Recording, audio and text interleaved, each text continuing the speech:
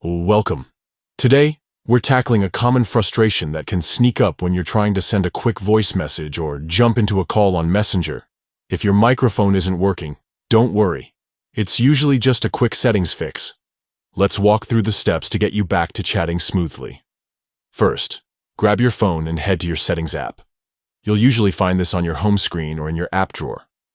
Once you're in, scroll down until you see the option labeled Apps or App Management, depending on your device. Tap that. It's where all your installed applications live. Now, swipe through your apps or use the search bar to locate Messenger. Once you've found it, tap to open its settings. Here, you'll see details like storage usage and notifications, but what we're after is the Permissions section. Tap that next.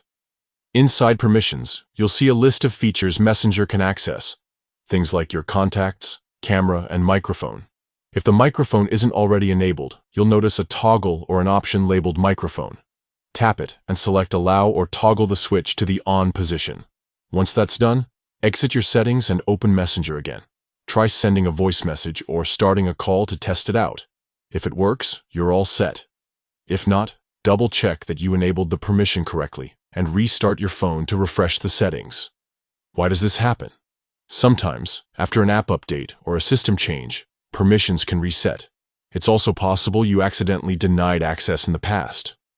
Either way, this quick adjustment should sort it out.